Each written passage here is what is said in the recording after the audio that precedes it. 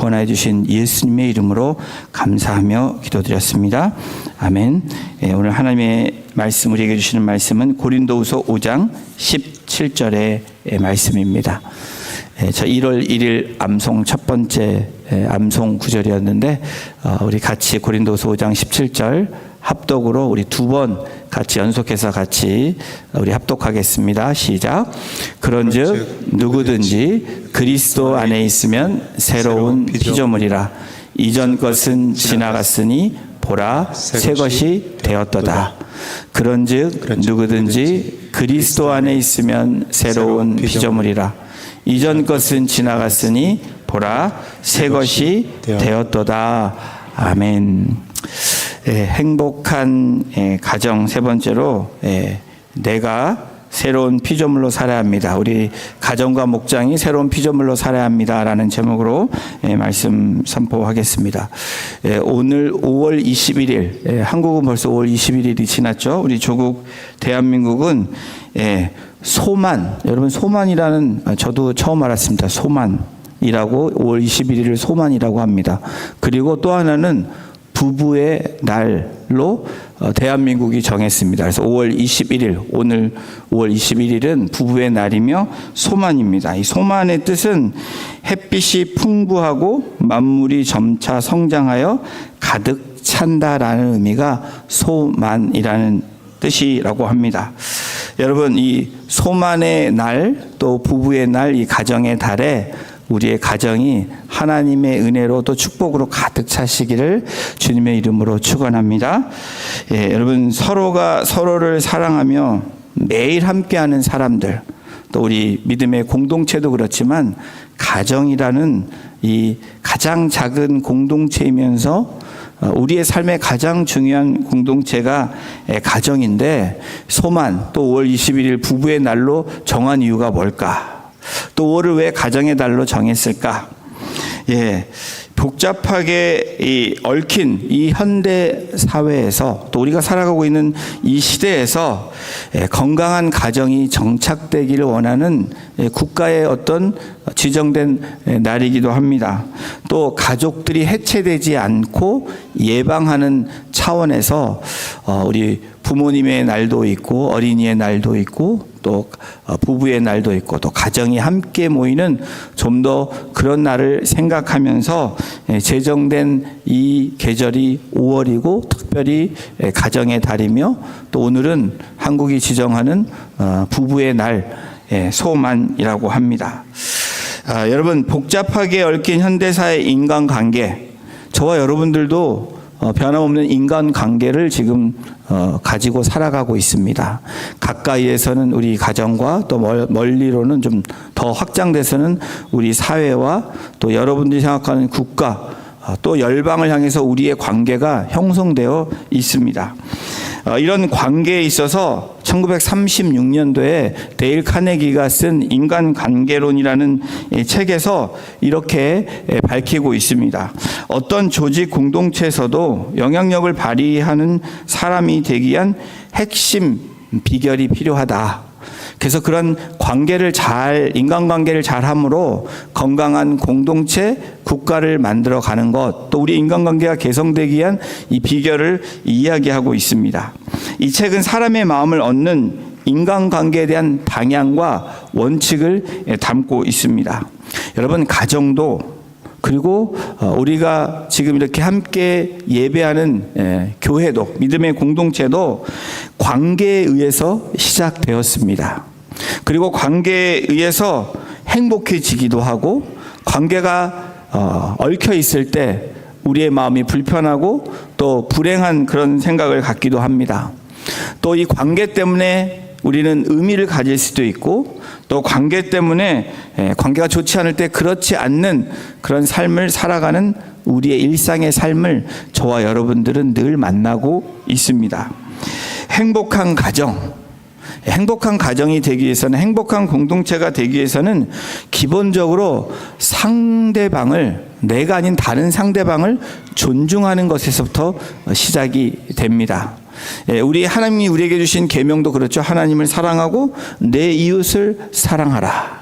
그렇죠. 내 몸과 같이 내 이웃을 사랑하는 이 관계, 그 기본적인 상대방을 존중하는 것, 다시 말하면 상대방을 better, 좋게, 낮게 여기는 것. 그런데 이 세상은 상대방을, 성경은 나보다 남을 더 높이 존중해야 되는데 세상은 뭐라고 얘기합니까?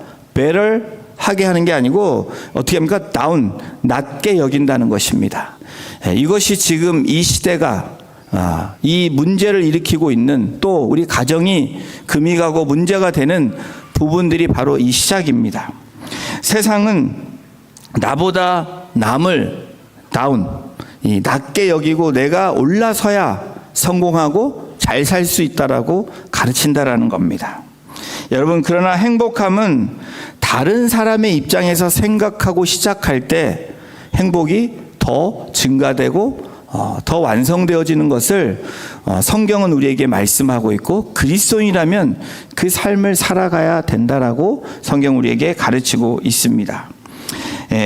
여러분, 이 데일 카네기가 쓴 이 책에서 가정을 행복하게 만드는 7가지 비결도 이야기해 주고 있는데, 여러분 한번 잘 들어보십시오.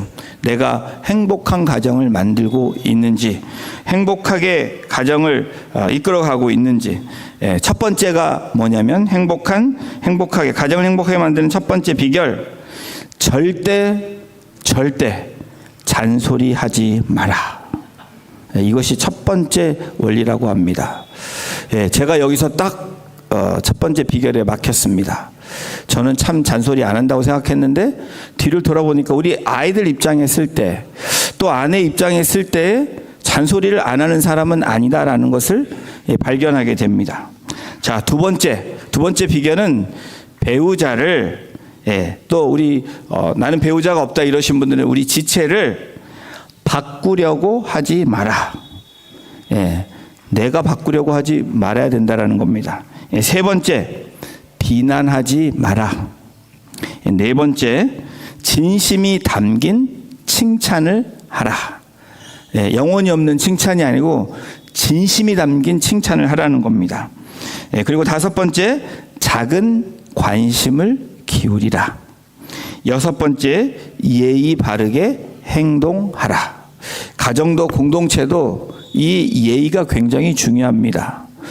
친해졌다고 배우자에게, 또 우리 지체들 안에서 편하게 예의를 넘었으면 어떻게 됩니까? 문제가 발생해진다라는 사실입니다. 일곱 번째, 이건 가정이 행복하게 만드는 비결에서 우리 공동체와는 조금, 공동체 입장에서는 좀 다른 이야기지만, 일곱 번째는 이렇게 말하고 있습니다. 결혼에 있어서 성적인 측면을 다룬 책을 읽어라. 참조해서 그렇게 가정을 이끌고 나가라, 이렇게 얘기합니다. 가정이 행복해지기를 원하지만, 여러분 여기서 모든 분들이 가정이 행복해지길 원합니다. 또 내가 속해 있는 공동체, 이 목장교회, 가정이 모인 목장교회가 내가 담고 있는 그 공동체가 행복해지기를 원하는 마음은 우리 모두에게 있습니다. 여기 계신 모든 분들이 우리 가정이, 또 우리 목장이, 또 우리 교회가 행복해지지 않았으면 좋겠다라고 얘기하는 분은 아무도 없습니다. 그런데 여러분, 사실 최초의 가정은 어떤 가정입니까? 하나님이 아담을 만들고 그 다음에 하와를 만들었을 때, 그래서 가정을 이루게 하신 최초의 가정은 완전한 가정입니다. 퍼펙트한 가정이었습니다. 그런데 죄가 들어간 이후에 가정이 어떻게 변합니까? 가정이 깨지게 됩니다. 다시 말하면 하나님과의 관계가 깨진 이후에, 이 수직적인 관계의 죄로 인해서 깨진 이후에 수평적인 관계도 깨지게 되었다라는 겁니다. 오늘날의 이 가정이 그러한 모습으로 이어지고 있다라는 것이 분명한 우리들의 현실입니다. 그래서 여러분, 우리의 삶 가운데, 가정에서 또 우리의 공동체 안에서 상대방을 비난하는 일들이 이루어지고 있습니다. 이것이 죄를 지고 난 공동체의 모습입니다. 그리고 상처를 줄 뿐 아니라 어떻게 합니까? 비난하고 나의 책임이 아니고 저 사람 때문이야, 이 사람 때문이야, 남편 때문이야, 아내 때문이야, 자녀 때문이야 라고 책임을 전가하는 그러한 가정과 공동체의 모습이 우리 가운데 있다라는 사실입니다. 사랑하는 성도 여러분, 하나님이 처음으로 세우신 믿음의 공동체인 가정을 많이 생각하면서 여러분 가정에 대해서 많이 생각해 보셨을 것입니다. 위기 가운데 있는 가정을 경험하고 극복하신 분도 있지만 또 위기를 맞이하면서 가정이 깨어졌던 여러분의 과거의 모습도 또 지금 현재의 나의 모습이 있을 것입니다. 그런데 이런 공동체인 가정이 여러분 믿음의 공동체로 행복해지기 위한 가장 확실한 대안, 이 내린 대안은 오직 하나인데 에베소서 2장 14절은 이렇게 말하고 있습니다. 우리 함께 같이 말씀 합독합니다. 시작. 그는 우리의 화평이신지라 둘로 하나를 만드사 원수된 것 곧 중간에 막힌 담을 자기 육체로 허시고. 여러분 우리의 화평이신지라, 예수님이 우리의 화평이신지라 라고 얘기합니다. 둘로 하나를 만드셨다. 하나님이 가정을 이루게 하신 첫 번째 원리는 무엇입니까? 둘이 하나 되게 하신 것입니다. 그런데 죄가 들어감으로 어떻게 됩니까? 틈이 생기고 문제가 생기게 되죠. 그런데 분명하게 성경은 말합니다. 중간에 막힌 담을 예수님의 그 십자가의 죽으심으로 그 담을 허셨다라고 성경은 우리에게 말씀하고 있습니다. 가정에 문제가 생겼을 때 여러분 그 문제 해결자가 누구이신지를 알아야 된다라는 겁니다. 여러분 오늘날 우리 가정의 아픔을 겪는 가정이라면 이 말씀으로 우리가 그 대안책을 삼으시기를 주님의 이름으로 부탁을 드립니다. 이 말씀은 우리 가정 가운데서 아버지와 자녀 사이에 또 아내와 남편 사이에 또 부모님과 자녀 사이에 갈등을 해결하기 위한 유일한 대안책이 무엇인지를 제시하는 말씀입니다. 육체를 들이심으로 어떻게 됩니까? 이 십자가의 죽으심으로 그 모든 것을 허무셨다라는 겁니다. 그 담을 허무신 하나님께서 이 죄악 가운데 있는 우리의 가정, 불편해지고 온전해지지 않은 우리의 가정을 하나님이 허무시고 다시 세우시는 분이시 바로 예수 그리스도라고 이 대안을 우리에게 말씀합니다. 여러분 가정을 회복하기 위한 유일한 방법, 우리 시대의 폭풍 가운데 있는 이 위기 가운데 있는 우리 가정을 회복하기 위한 유일한 방법이 바로 예수 그리스도다. 여러분 이것은 변하지 않는 진리라는 것을 믿으시는 저와 여러분이 되시기를 주님의 이름으로 축원합니다. 그래서 히브리서 4장 15절에는 이렇게 우리에게 위로해 주고 계십니다. 우리에게 있는 대제사장은 바로 예수 그리스도죠. 우리의 연약함을 동정하지 못하실 리가 아니요. 저와 여러분들의 이 상황들, 아프고 깨어지고 상처받은 이 모든 부분들을 동정하지 못하실 분이 이미 아시고 이해하시고 동정하고 계시다는 겁니다. 모든 일에 우리와 똑같이 시험을 받으시니로되 죄는 없으시니라. 여러분 우리의 죄 때문에 문제가 발생합니다. 그러나 죄 없으신 그분만이 이 문제를 해결할 수 있다라는 것을 이 공동체에게 우리에게 다시 한번 말씀하고 있습니다.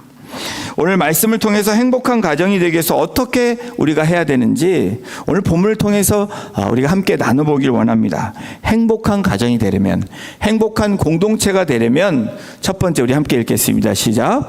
내가 그리스도 안에서 새로운 피조물이 되어야 합니다. 고린도서 5장 17절에 저희가 읽은 말씀에 그런즉 누구든지 if anyone이라고 얘기합니다. 새로운 피조물이라 라고 얘기하면서 새로운 피조물이 되기를 원한다면 새로운 가정과 새로운 공동체와 새로운 어떤 전환점이 되기를 원한다면 그 전제 조건을 무엇이라고 말하고 있습니까? 바로 그리스도 안에라고 이야기합니다. In Christ Jesus. 예수 그리스도 안에 있으라고 이야기합니다. 그리스도 안에 있으면 누구든지 새로운 피조물이라라고 그렇게 단정 짓고 확실하게 우리에게 약속하신다는 겁니다. 여러분, 일반적으로 가정 문제의 발생 요인을 일반적으로 제너럴 스피킹 뭐라고 얘기하냐면 내적 요인이 있고 외적 요인이 있다라고 이야기합니다. 내적 요인을 뭐라고 이야기하냐면 개개인의 가치관과 성격의 차이다. 제일 먼저 문제가 일어날 때 부부들이 하는 이야기가 뭐냐면 성격이 나랑 맞지가 않아. 그게 맞는 겁니다. 맞지 않는 이 DNA를 다 갖기에 사람들을 하나님이 만드셨다라는 거예요. 맞지 않는 게 그게 원래 맞는 건데 그것 때문에 틀렸다라고 이야기하는 그 자체가 모순입니다. 성격 차이, 성격이 다른 사람들이 만난 것이 남과 여가 만나서 가정을 이룬 것입니다. 그리고 구성원 사이의 상호작용 방식의 문제가 바로 이 내적인 문제다라고 그렇게 이야기하고 있습니다. 그럼 외적인 요인은 뭘까? 외적인 요인, 가정이 물어나는 외적인 요인은 산업화가 되므로 옛날에는 이 3, 4대가 같이 모인 가정이라면 산업화로 인해서 어떻게 됩니까? 핵가족이 되었습니다. 그리고 외적 요인으로 가정이 어려워지는 게 경기 침체로 인해서 가정의 어려움을 경험하고 있다. 또 의식의 많은 문화가 바뀌고 세대가 바뀌면서 의식의 변화로 인해서 가정에 어떤 요인들이 이루어졌다라고 이야기를 한다는 겁니다. 또 이 기술이 발전해서 그 기술로 인한 가정의 문제들이 생겼다라고 얘기합니다. 이 기술의 변화는 우리가 갖고 있는 컴퓨터나 또 이 일렉트릭 디바이스를 이야기합니다. 많은 변화가 있죠. 우리가 이 기기를 갖고 있는 순간에 가정에 문제가 발생할까요, 안 할까요? 오래 붙들고 있을수록 가정의 문제는 발생한다라는 겁니다. 여러분 동의가 되시죠? 이러한 해결 방법으로 일반적으로 뭐라고 얘기하냐면 올바른 가치관을 가져야 된다. 그리고 그 태도에 대한 교육을 가져야 되고 제도가 개선돼야 되고 그리고 상호 이 반응하는 어떤 이 방법들을 우리가 잘 하면 가정이 개선이 될 수 있다라고 일반적으로 이야기한다라는 겁니다. 그런 것도 필요합니다. 그러나 성경이 변하지 않는 진리의 말씀인 성경이 수천 년 동안 가정을 향해서 공동체를 향해서 또 우리들에게 무엇이라고 말씀합니까?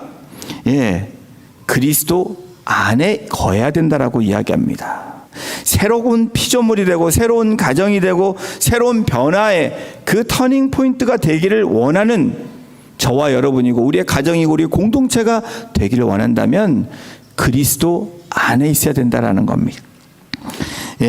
여러분 저도 결혼한 지가 벌써 25년이 됐습니다. 꽤 오래됐죠. 우리 어른들 앞에서는 오래됐다고 말씀드릴 수 없는데 은혼식이라고 하더라고요. 25주년은 50주년은 금혼식. 저도 이제 실버 메달을 땄습니다.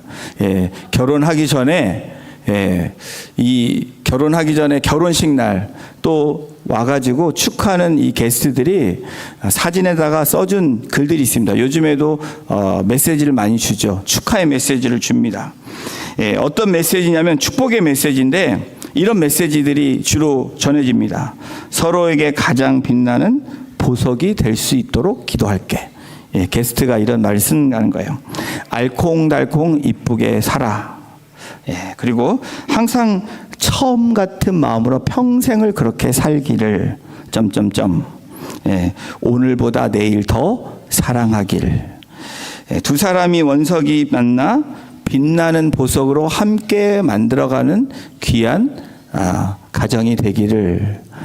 그리고 어떤 사람은 축하의 메시지 너무 부러워요. 그리고 잘 가라. 이거는 제 와이프의 오빠가 얘기한 겁니다. 이 동생한테 잘 가라.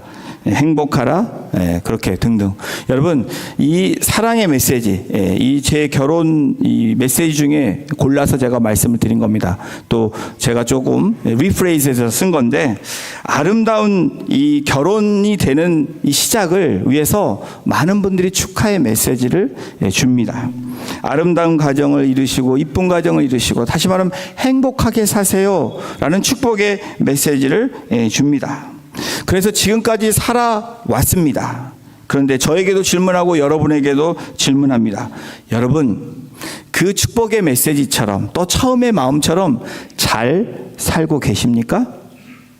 예, 우리 이 배우자가 없으신 분들한테는 해당 사항이 없지만 여러분 한번 생각을 해보십시오. 내 자녀들 또 우리 그레인 칠드런들이 잘 살고 있는지 또 나도 그렇게 살아왔는지 또 한번 생각해 보시길 바랍니다. 예, 여러분 어떤 이 질문에 여기 계신 어떤 분들은 속으로 그러실 거예요. 저는 지금 행복합니다. 할렐루야. 할렐루야죠. 행복하다고 말한 분들은 정말 할렐루야입니다. 예, 또 어떤 분들은 우리는 지금까지도 서로 사랑하며 불같은 사랑을 하고 있습니다. Praise God. 네, 이건 진짜 더 하나님께 찬양드려야 될 고백입니다. 그렇지만 이런 분들도 계시는 가운데 또 이런 분들도 계시다는 거예요. 우리는 안 맞아도 왜 이렇게 안 맞는지 모르겠어요. 그럼 우리가 주여 해야죠. 보기만 하면 여전히 으르렁대고 있습니다. 여기까지도 좋습니다. 또 어떤 분들은 이렇게 생각할 거예요. 우리는 서로 간섭 안 하고 삽니다. 또 어떤 분들은 행복이요? 안 보고 사는 게 행복입니다. 그런데 혼자 계신 분들한테 이런 얘기하면 큰일 납니다. 그래도 있는 게 낫다라고 얘기하신 분들도 계십니다. 여러분 지금까지 행복한 가정을 잘 지켜오셨다면 오늘 이 말씀을 통해서 계속해서 행복한 가정을 더 이루어나가는 여러분이 되시길 주님의 이름으로 축원합니다. 지금 위기 가운데 있다면 지금 쿨다운돼서 너무 서먹서먹한 가운데 있다면 아니면 그 위기를 극복하지 못해서 어려움을 경험하고 살아가고 계시는 분들이 있다면 새롭게 리크리에이트 되는 이 창조의 역사를 다시 한번 세워나가시는 그 주님께 의지하며 이 말씀을 의지해서 나가시는 우리 한 분 한 분 되시기를 주님의 이름으로 축원합니다. 여러분 창세기를 통해서 우리들의 믿는 분명한 사실은 창조주 하나님께서는 하나님의 형상대로 우리를 만드셨다라는 겁니다. 하나님이 처음 인간을 만드셨을 때는 하나님의 형상대로 하나님께서 이 생명의 호흡을 주심으로 퍼펙트한 완전하고 온전한 하나님의 형상대로 만든 사람이었다라는 거예요. 그리고 잠을 자는 사이에 이 아담의 갈비뼈를 떼서 어떻게 합니까? 빼서 또 다른 여자를 만들어서 남과 여자를 만나게 하심으로 가정을 이루셨다라는 겁니다. 머티리얼은 다릅니다. 그렇죠? 흙과 이 본 차이나가 다르죠.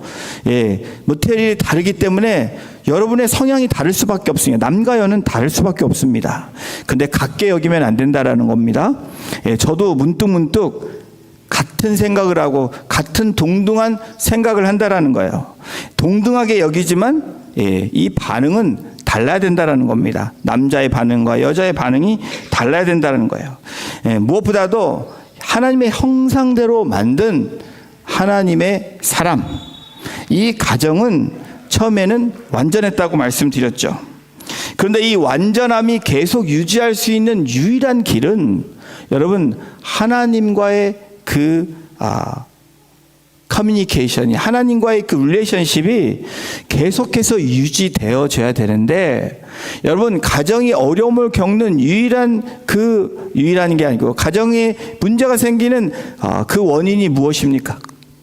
여러분 부부간의 문제라고 생각할 수 있지만 하나님과의 관계 예수님 안에서 거하지 않는 우리의 가정이 있기 때문에 여러분 거기서부터 문제가 시작된다라는 겁니다. 우리의 가정은 내가 이끌어간다. 여러분 그것도 맞는 것 같지만 반만 맞습니다. 나를 통해서 이끌어 가시는 우리의 주체가 누구이신지를 분명히 알아야 된다라는 겁니다. 하나님께서 이 땅을 만드실 때 그리고 이 땅 가운데 살게 하시는 남과 여를 만드실 때 가정을 세워주실 때 여러분 하나님이 통치하시고 인도하시고 함께 하시는 가정을 하나님이 만드신 것입니다. 그 안에 자율권을 주셨는데 그 질서를 깨므로 그것이 죄악이죠. 불순종이죠. 그러므로 어떻게 됩니까? 가정에 위기가 찾아온 것입니다. 여러분 그리스도를 믿고 그리스도 안에 있을 때 저와 여러분들은 행복함을 누릴 수 있고 느낄 수 있는 것입니다. 여러분, 그리스도 안에 없는 가정은, 그리스도 안에 없는 저와 여러분이라면 여러분, 행복은 잠시입니다. 그리고 여러분, 만족도 잠시입니다. 보람도 계속 유지될 수가 없습니다. 우리들의 가정 안에서도, 그리고 공동체인 교회 안에서도 여러분, 행복하게 누릴 수 있고 계속 유지할 수 있는 길은 바로 고린도서 5장 17절에 있는 말씀처럼, 그런즉 여러분, 새로운 피조물이 되기 위해서 그리스도 안에 있으라는 겁니다. In Christ, 예수 그리스도 안에 있는 사람이 저와 여러분이 될 때 우리의 가정은 recreate 된다라는 겁니다. 지금 불완전한 것 같지만, 지금 위기 가운데 있는 것 같지만, 여러분 어떻습니까? In Christ, 주님 안에 있으면 누가 그것을 해결해 주십니까? 하나님께 세우신 하나님의 가정이기 때문에 하나님이 통치하시고 인도하신다라는 겁니다. 여러분, 우리들의 가정 안에서, 그리고 공동체 안에서 착각하며 살아가는 부분들이 있습니다. 이러면 행복해질 거라는 착각이 있습니다. 이 문제가 해결되면 나는 행복해질 거야 라고 말하는 우리들의 착각이 있습니다. 물질이 조금 나아지면 행복할 거야. 또 이 문제가 해결되면 괜찮아질 거야. 여러분, 그렇습니까? 네, 잠깐은 그럴 수 있습니다. 그러나 그것이 유지되는 유일한 길은 In Christ Jesus, 예수 그리스도 안에 있을 때, with Jesus Christ, 예수 그리스도와 함께 할 때, 여러분, 우리는 온전한 가정과 그 평안과 유지와 만족과 행복을 누릴 수 있다라고 성경은 우리에게 제시하고 있는 것입니다. 지금 여러분의 가정 가운데 있는 문제들이 해결되면 행복해질 수 있다라고 믿는 그 믿음은 중요합니다. 근데 여러분, 중요한 핵심을 놓치면 안 되는 것이 그리스도 안에 있으라는 겁니다. 이 짤막한 한 구절의 말씀이 여러분, 결론을 내리고 우리에게 제시해주는 답입니다. 5장 16절에 무엇라고 말씀했는지 보십시오. 우리 그러므로 therefore라는 것은 여러분, 결론을 이야기합니다. 우리 함께 같이 읽어보겠습니다. 시작. 그러므로 우리가 이제부터는 어떤 사람도 육신을 따라 알지 아니하노라. 비록 우리가 그리스도도 육신을 따라 알았으나 이제부터는 그같이 알지 아니하노라. 그러므로, 그러므로라고 결론을 짓고 있습니다. 이 고린도 교회의 문제들을 얘기했겠죠. 가정과 교회와 개인의 문제들이 있습니다. 저와 여러분들처럼 우리가 이제부터는 뭐라고 얘기합니까? 어떤 사람도 육신을 따라 알지 아니하노라. 과거에 육신을 따라 알았다면, 육신을 따라 행했다면 사도 바울이 무엇라고 얘기합니까? 이제는 육신을 따라 알지 아니한다라고 얘기합니다. 다시 말하면 우리가 그리스도도 육신을 따라 알았지만 육신으로 생각하고 우리의 삶을 살고 우리의 가정을 이끌었다면, 육신적인 게 무엇입니까? 우리의 감정대로 행하는 것입니다. 눈에 보이는 대로 말하는 것입니다. 그리고 우리가 맞지 않는 것에 대해서 불편해하고 어떻게 합니까? 비난하기도 하고 상처를 주기도 하는 것, 이것이 바로 육신을 따라 나아가는 것입니다. 그런데 그러므로라고 얘기하면서 무엇라고 얘기합니까? 육신을 따라 이제부터는 그같이 알지 아니하노라 라고 얘기하면서 그런즉 17절 얘기합니다. 누구든지, if anyone 이라고 얘기합니다. is in Christ, 예수 그리스도 안에 있으면, 이것은 신앙의, 예수님을 만나기 전에 신앙의 고백이기도 하지만 우리가 새롭게 recreate 되는 새 창조의 역사를 경험하기를 원하는 우리와 우리의 가정과 우리의 공동체가 되기를 원한다면 이 말씀은 늘 우리에게 적용되는 말씀이라는 겁니다. 여러분, 바울이 이제부터라고 말을 했을 때 그것이 의미하는 이 의미가 무엇입니까? 바울이 서신을 쓰는 이제부터라는 게 아닙니다. 내가 예수 그리스도를 나의 구주로 영접하고 주님만이 우리의 가정의 주인이 되시고 나의 삶의 주인 되신 것을 믿고 나를 위해서 피 흘리시고 나의 죄값을 대신한 그때부터라는 것입니다. 여러분, 저와 여러분들은 어떤 사람들입니까? 믿음의 사람이라고, 예수님을 영접한 사람이라고 말한다면 바로 그때부터 우리는 새로운 피조물이라는 겁니다. 여러분, 이제부터는 성도는 육체적인 판단 기준을 버리는 그때를 이야기합니다. 과거의 모습을 벗어 던지고 그리스도 안에서 새로운 피조물로 나온 그때를 이야기한다라는 겁니다. 여러분, 우리의 가정에 위기가 있습니까? 여러분의 개인적인 문제가 있습니까? 바로 이 말씀, 1월 1일 날 우리가 암송했던 참 제자, 진짜 제자가 되기 위한 첫 번째가 무엇으로부터 시작합니까? 새로운 피조물, new creatures. 여러분, 우리의 새로운 피조물이 되기 위해서는 전제 조건은 예수 그리스도 안에서, through Jesus Christ, 예수 그리스도를 통해서, with Jesus Christ, 예수 그리스도와 함께, 여러분, 우리가 함께 나아갈 때 우리의 삶과 우리의 가정과 우리의 공동체는 새로운 창조의 역사를 경험하게 될 줄로 믿습니다. 여러분, 예수님을 믿는데도 새 삶을 살지 못하는 가정이 있습니다. 이유가 뭘까요? 노력이 부족하기 때문일까요? 기도가 부족하기 때문일까요? 아니요. 나름대로 노력하고 기도하고 열심히 했을 것입니다. 그런데 한 가지 부족한 것이 있다면 바로 이것을 찾아야 됩니다. 내가 기도도 하고 열심을 다해서 최선을 다했는데 Do I live in Christ? 예수 안에, with Christ, 예수님과 함께 through Jesus Christ, 예수 그리스도를 통해서 내가 지금 나아가고 있는지를 우리가 돌아보고 우리를 보아야 된다라는 겁니다. 여러분, 행복한 가정이 되려면 어떻게 해야 됩니까? 내가 그리스도 안에서 새로운 피조물이 돼야 됩니다. 예, 이것이 인정되고 여러분이 그렇게 되었다면 두 번째는 뭘까요? 우리 함께 같이 읽겠습니다. 시작. 과거를 지나 새로운 피조물로 살아야 합니다. 과거에 머물러 있는 것이 아니라, 과거로 돌아가는 것이 아니라 과거를 지나 오늘 그리고 미래의 새로운 피조물로 살아야 된다라는 거예요. 여러분, 이것이 바로 말씀대로 사는 것이고 이것이 순종이라는 겁니다.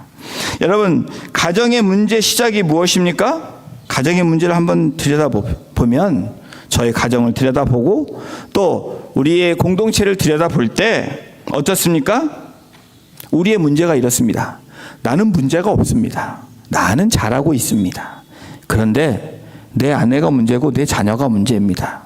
우리 지체가 문제예요. 우리 집사님, 원사님 문제지 나는 나름 잘하고 있어요. 기도도 하고 있고 나름 봉사도 하고 있고 열심히 살고 있습니다. 네, 틀리지 않았습니다. 그런데 다 맞는 답도 아니라는 사실은 여러분 무엇입니까? 문제 원인 제공이 타인에게 있다라고 생각하는 그 자체가 문제입니다. 여러분, 그렇게 생각하는 자체는 예수 그리스도 안에 거하지 않는 사람의 삶이라는 겁니다. 주님과 함께 하시고 주님 안에 거하시고 주님을 통해서 살아가는 분들이라면 여러분, 육적인 생각으로 육적인 마음으로 우리는 그렇게 판단하지 않는다라는 겁니다. 문제가 누구에게 있습니까?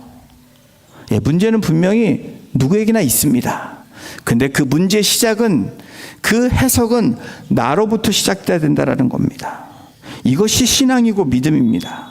여러분, 열심히 신앙생활하고 열심히 말씀도 읽고 찬양하고 기도하고 다 좋습니다. 해야 되죠. 당연히 유지하기 위해서 해야 되는 일입니다. 그런데 첫 번째 원리가 벗어나면 이것이 다 엉키게 되어 있습니다.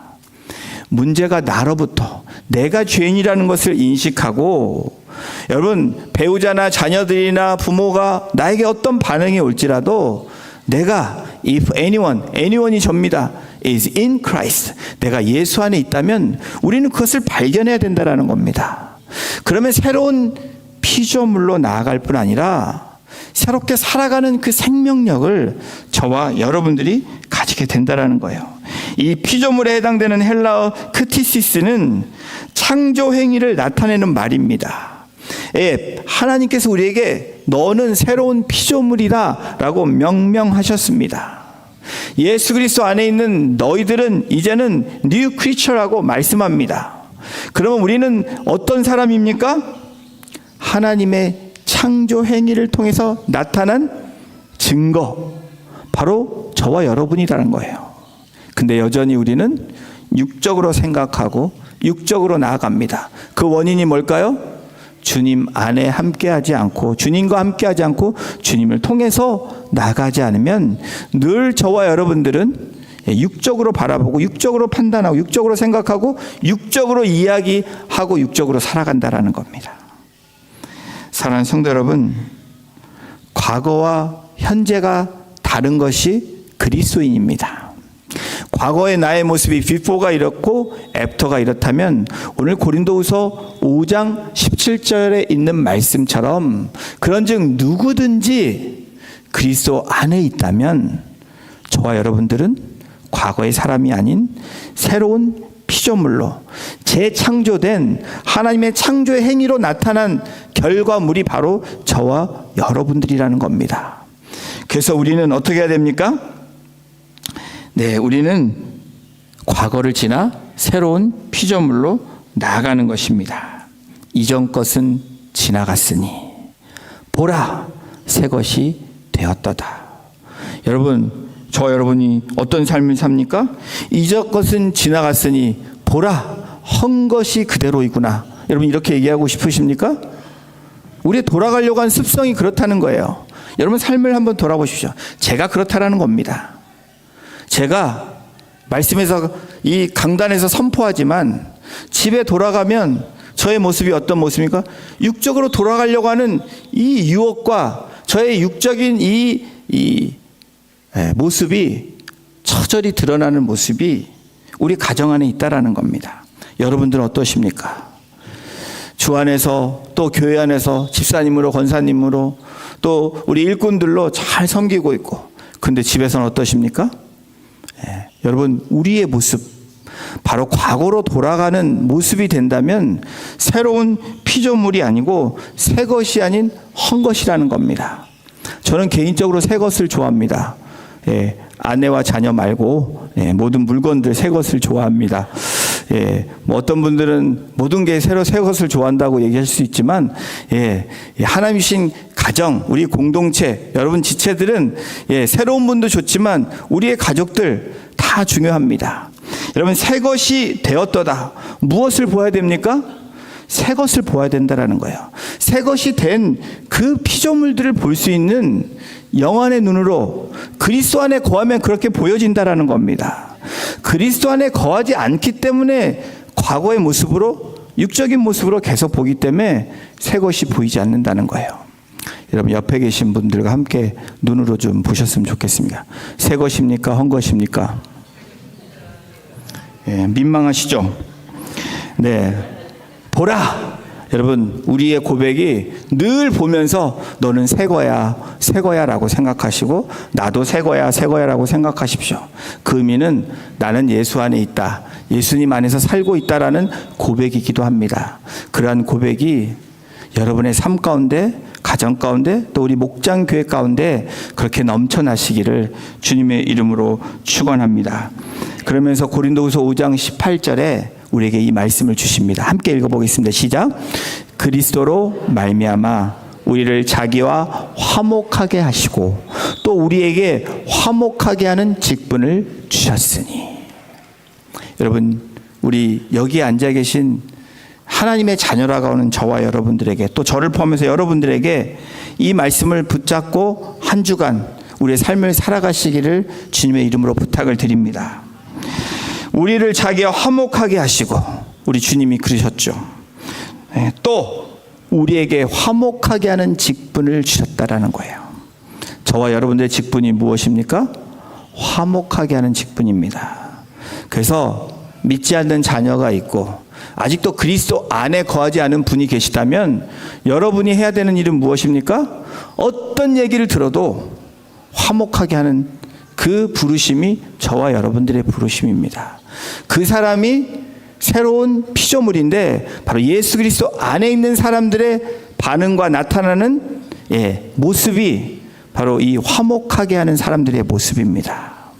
여기 계신 한 분 한 분이 그러한 삶으로 가정에서 살아내실 때 여러분, 우리 공동체 안에서 그렇게 살아내실 때 우리의 가정과 공동체가 행복하고 새로운 그 피조물의 역사를 경험하는 귀하고 복된 가정과 공동체가 될 줄로 믿습니다. 그렇게 우리가 함께 나아가는 우리 공동체, 우리 각 가정이 되시기를 주님의 이름으로 축원합니다.